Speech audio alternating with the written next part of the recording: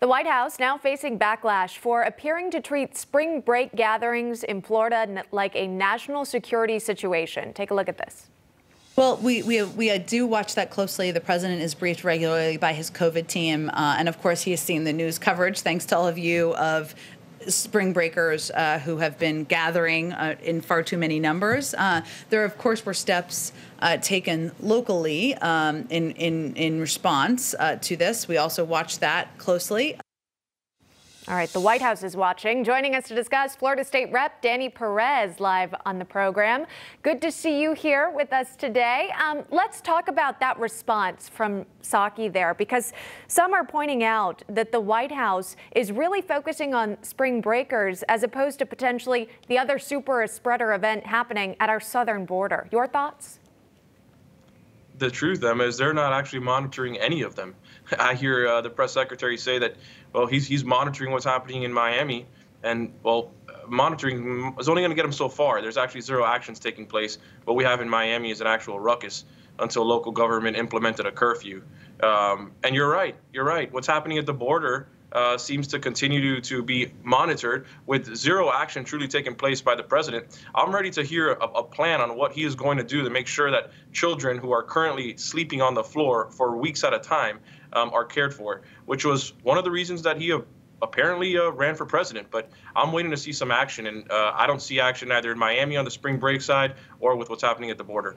Well, you mentioned the conditions that these migrant children are facing right now. We're also learning several are testing positive. But here's what Psaki said when asked about these facilities and whether or not they contributed to a super spreader situation. Watch. What is his concern about this being a super spreader event where you've got 400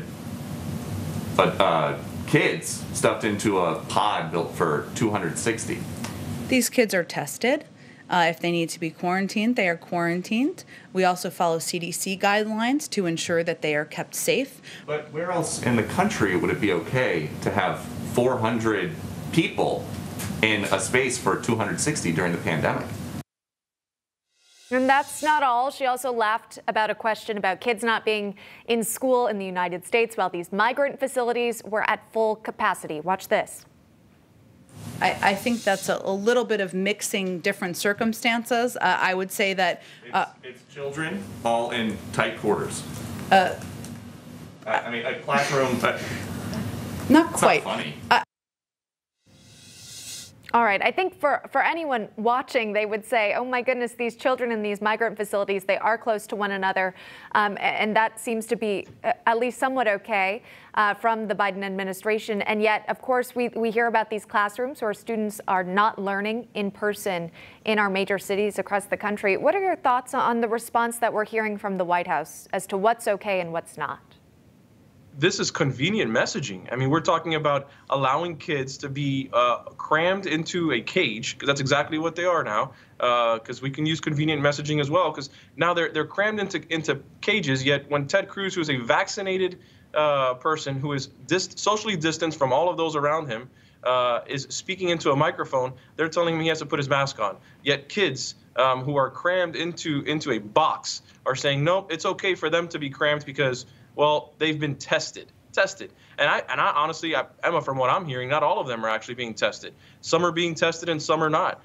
So I'm not sure that their messaging is accurate. I mean, you can't pick and choose when you want to message a certain way. I'm ready for them to start acting upon what they ran on throughout the presidential election. I mean, I can only imagine what would be happening if this were President Trump. And we all know what the outcome of that would have been. But I think all members of Congress and the Senate need to call the president to action to make sure that what he ran on is actually completed. And as of right now, he is not. Well, they've also promised humane conditions, and we've shown those images there. It looks far from it when you've got all these kids jam-packed into what appear to be these sort of plastic cage-like facilities, as you say. Danny Perez joining us live from Florida. Danny, thanks so much.